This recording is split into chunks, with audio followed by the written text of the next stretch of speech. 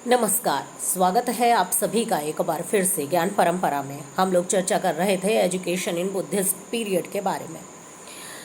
शिक्षण विधियों तक हम बात कर चुके थे, तो अब सीधे सीधे समय नष्ट न करते हुए हम अगले पॉइंट पर आते हैं कि उस समय डिसिप्लिन कैसा होता था। बौद्ध मठों और विहारों में प्रवेश के समय पबज्जा संस्कार होता था। उस समय हर स्टूडेंट को 10 रूल्स बताए जाते थे, यानी 10 नियम बताए जाते थे, जिन्हें 10 सिक्खापदानी कहते हैं। इन नियमों का कठोरता से अपने पूरे स्कूल पीरियड में स्टूडेंट्स को पालन करना होता था। क्या थे ये नियम? जो सब अच्छी बातें आपको पता हैं वही सारे नियम थे। चोरी न करना, हिंसा न करना, झूठ न बोलना, श्रृंगार की वस्तुओं का प्रयोग न करना, गलत समय पर खाना न खाना, सोना चांदी हीरे जवाहरात का प्रयोग न करना, इस तरह की बातें थी। अगर आप बहुत अच्छी पढ़ाई करना चाहते हैं, आपकी पढ़ाई में रुचि है, तो आप ये 10 पॉइंट अपनी बुक खोलिए और याद कर लीजिए। और बुक खोलेंगे तो कोई भी किताब है उसमें सीरियल से 10 पॉइंट्स लिखे होते हैं। अगर आपका सब्जेक्टिव पेपर आता है और आप इन्हें हेडिंग डालकर लिखाते हैं तो आपको अच्छे नंबर पाने से कोई भी नहीं रोक सकता, जरूर से अच्छे नंबर मिलेंगे। और इसके अलावा जो अनुशासन था वो उसका एक रूप ये भी था कि लोग आत्मसंयम को सर्वोपरि मानते थे। महीने में टीचर्स और स्टूडेंट इकट्ठे होते थे, अपने आचरण पर खुद ही दृष्टि डालते थे और अपना निरीक्षण करते थे कि उनका खुद का आचरण कैसा है, और एक दूसरे के आचरण से सीख भी लेते थे। लेकिन अगर किसी का आचरण बहुत ही गलत होता था तो उसे बौद्ध मठ से, विहार से मतलब निकाल दिया जाता था। अब बात करते हैं कि उस समय टीचर्स और स्टूडेंट कैसे होते थे। तो जो टीचर्स होते थे उनके लिए उपाध्याय या उपाध्याय शब्द का प्रयोग मिलता है। ज्ञानी होते थे, चरित्रवान, आत्मसंयमी होते थे और बौद्ध धर्म की उच्च शिक्षा प्राप्त किए हुए लोग होते थे। इन्हें जीवन भर अविवाहित रहना होता था, यानी मैरिज नहीं कर सकते थे। ये कंडीशन थी उस टाइम की। इसके साथ ही इनको बौद्ध संघों के नियमों का कठोरता से पालन करना होता था। जितना बौद्ध संघों का मैनेजमेंट था वो सब टीचर्स ही देखते थे, पढ़ाई भी कराते थे स्टूडेंट्स को, साथ साथ मैनेजमेंट भी देखते थे। अब स्टूडेंट्स कैसे होते थे? तो स्टूडेंट्स के लिए श्रमण या सामनेर शब्द का प्रयोग मिलता है। स्टूडेंट्स भी जो नियम होते थे, 10 सिक्खापदानी हमने आपको बताए, उनका पूरी तरह से पालन करते थे। जो टीचर्स उनको ड्यूटीज़ देते थे पूरी करने के लिए, उन्हें करते थे। और टीचर और स्टूडेंट के बीच वैसे ही अच्छे स्वीट रिलेशन थे जैसे कि वैदिक पीरियड के समय हुआ करते थे। वैदिक पीरियड के टाइम जिस तरह से एक शिक्षक पुत्रवत पालन करता था अपने स्टूडेंट्स का, और स्टूडेंट्स भी वैसा ही रेस्पेक्ट देते थे टीचर्स को, वो चीज़ अभी भी बरकरार रही और वैसा ही अच्छी तरह एक दूसरे का ध्यान रखते हुए शिक्षा व्यवस्था बौद्ध पीरियड में चला करती थी। अब आता है कि उस समय के स्कूल्स कैसे होते थे।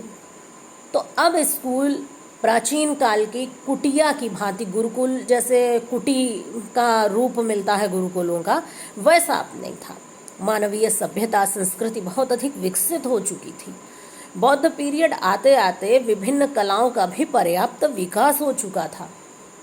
इसलिए जो बौद्ध मठ और विहार थे तो वहाँ पर विशाल भवन हुआ करते थे, रसोई आदि का भी अच्छा प्रबंध होता था, लाइब्रेरीज होती थी उन इंस्टीट्यूशंस में, और वहाँ लगातार ग्रंथों को लिखने का कार्य चलता रहता था। नए नए ग्रंथों की रचना होती थी और जो ग्रंथ रचे जा चुके हैं उनकी कॉपी तैयार की जाती थी। ताड़पत्रों आदि पर लिखकर वैसी की वैसी दूसरी नकल तैयार कर ली जाती थी, जिससे उन्हें कहीं और भी लाना ले जाना हो तो ये संभव हो पाए। अब इन स्कूल्स में एडमिशन कैसे होता था, यानी बौद्ध मठों और विहारों में प्रवेश की प्रक्रिया क्या थी?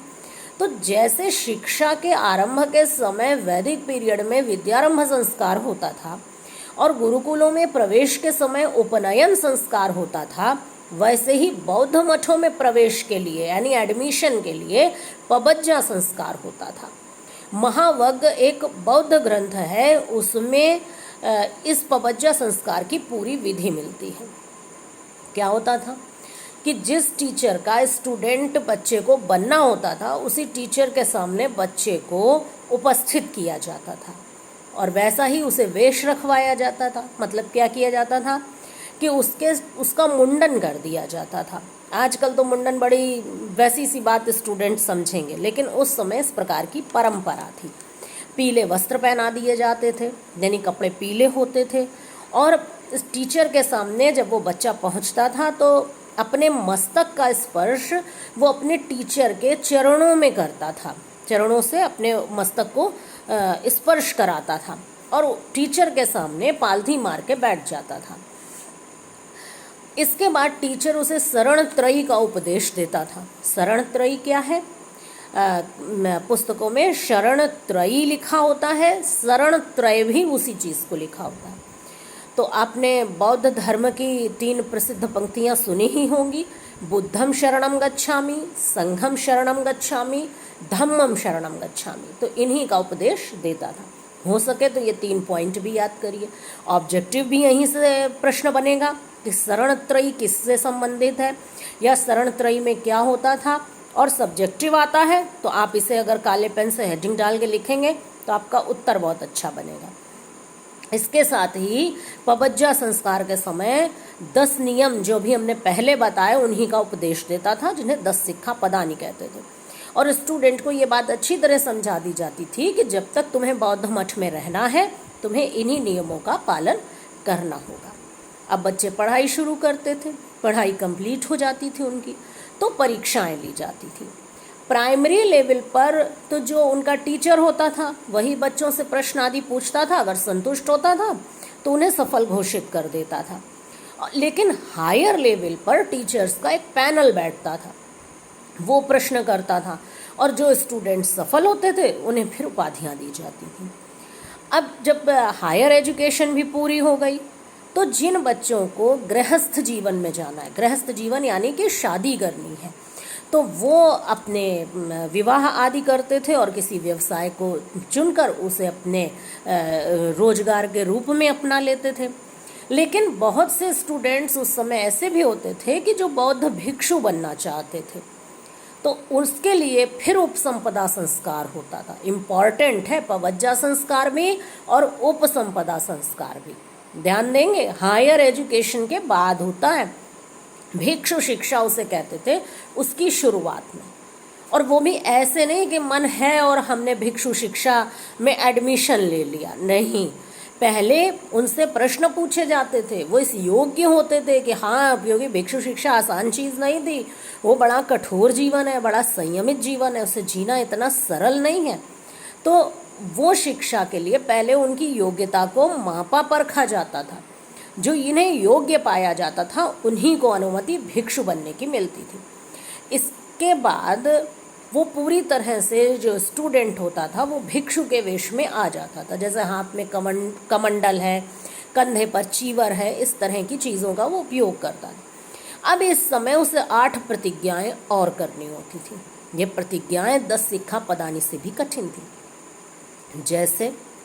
जैसे वो कभी भी किसी कीमती वस्तु का दान नहीं ले सकते, वो किसी भी प्रकार की हिंसा नहीं करेंगे, वृक्ष के नीचे वास करेंगे, ऐसी बहुत सी बातें।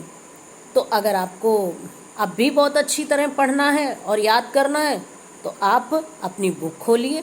ये 8 प्रतिज्ञाएं होती थीं और इन 8 प्रतिज्ञाओं को आप अच्छी तरह याद कर लीजिए और ये फिर आप अपने उत्तर में प्रयोग करेंगे, ठीक है। ये जो भिक्षु होते थे उपसंपदा संस्कार संपादित करते थे, ये जीवन भर अविवाहित भी रहते थे।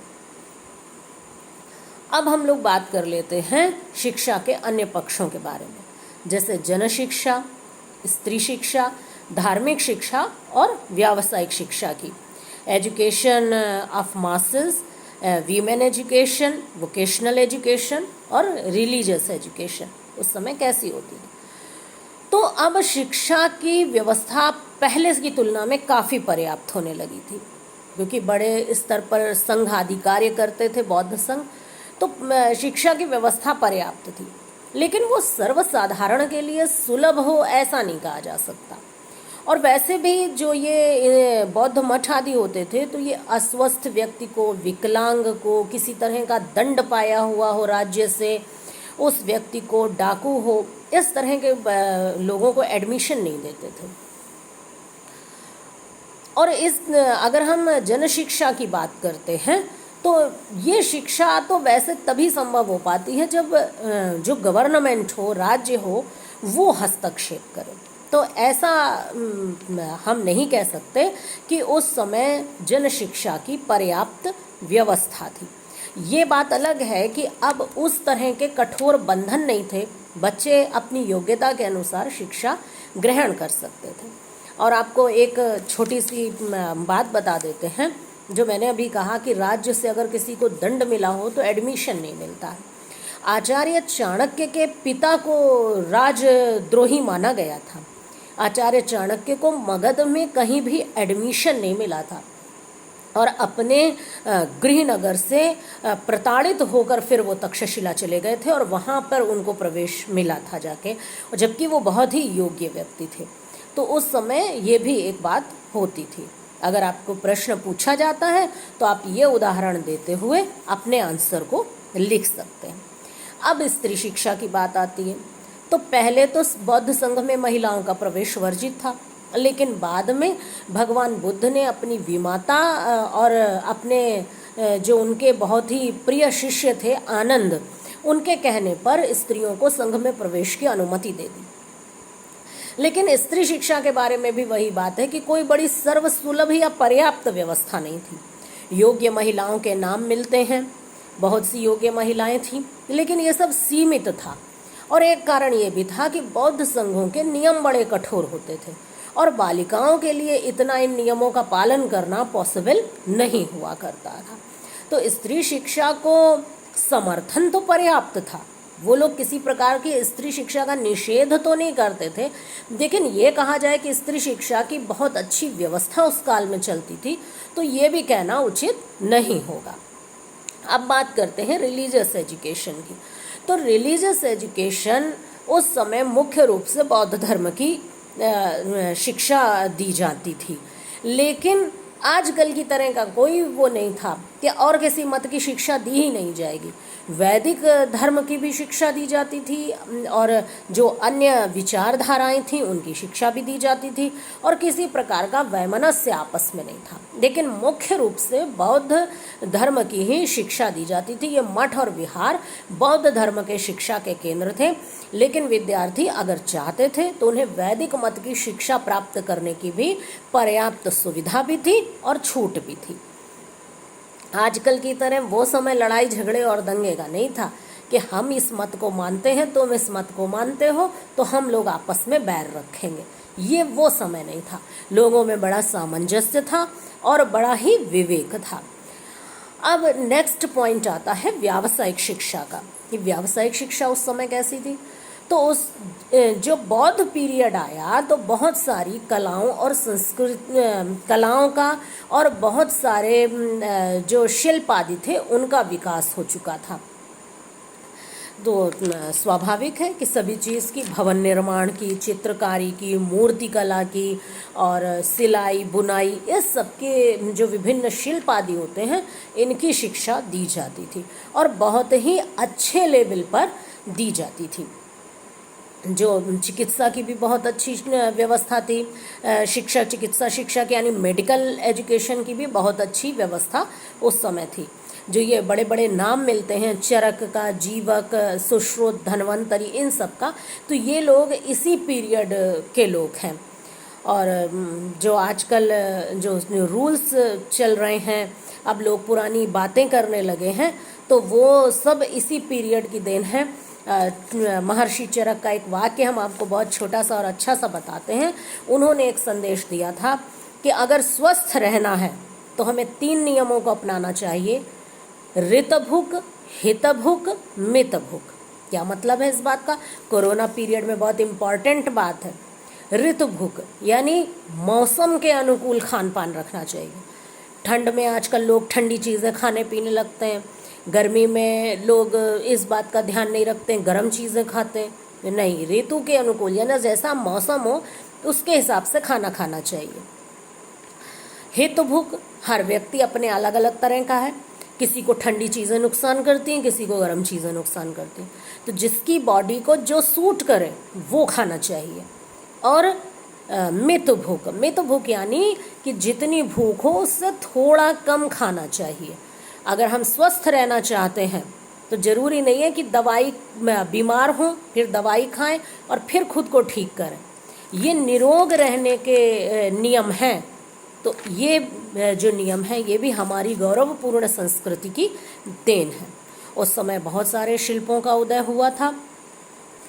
मिलिंद पन्हों में 18 शिल्पों की शिक्षा का उल्लेख मिलता है। मुझे एक बहुत पुरानी कहानी याद आ रही है, कभी बचपन में सुनी थी, बौद्ध पीरियड की थी, यद्यपि है वो बाहर की, क्योंकि बौद्ध जो धर्म है वो विदेशों में बहुत फैला।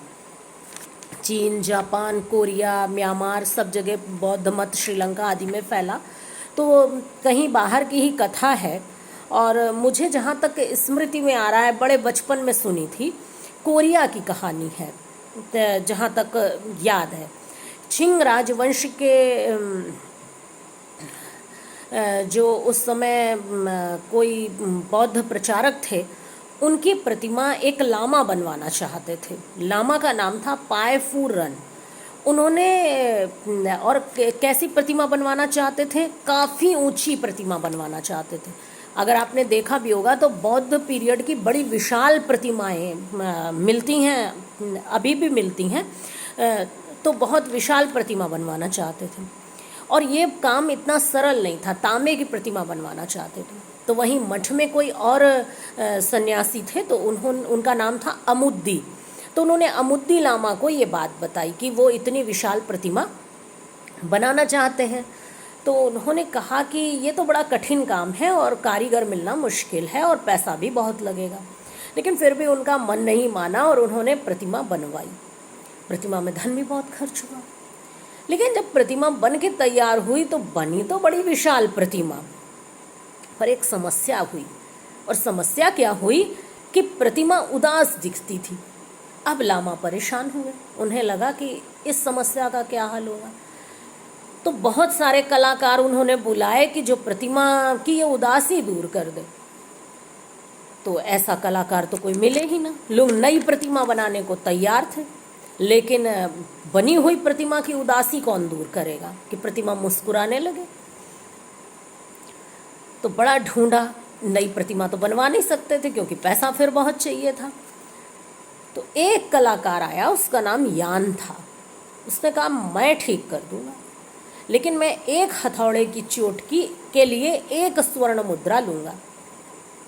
तो लामा परेशान, उन्होंने सोचा अगर इसने 1000-2000 हथौड़े मार दिए तो 1000-2000 स्वर्ण मुद्राएं देनी पड़ेंगी।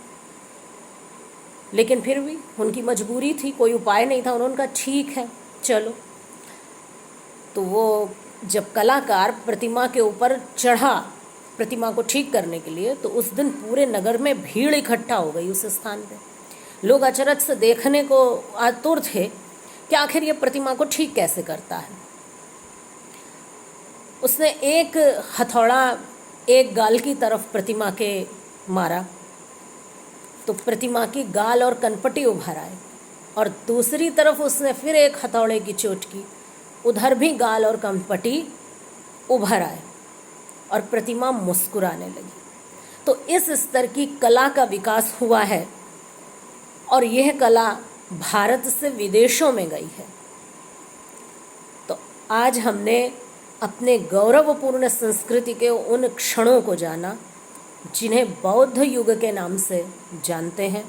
हमारा सौभाग्य है कि हम इस भरत भूमि में जन्मे, और इस छोटी सी कहानी को कहने में थोड़ा वीडियो बड़ा हो गया, और लेकिन फिर भी मेरा मन हुआ कि हम ये कहानी सुना दें। स्वास्थ्य बहुत ठीक नहीं है, इसलिए बहुत जल्दी वीडियो नहीं बना पा रहे हैं। फिर भी प्रयत्न करेंगे कि जो स्टूडेंट्स की डिमांड है उसे हम पूरा कर सकें। घर पर रहें, सुरक्षित रहें। आप सभी ने हमें सुना, इसके लिए धन्यवाद और एक जल्दी ही नए वीडियो के साथ मिलते हैं। तब तक के लिए नमस्कार।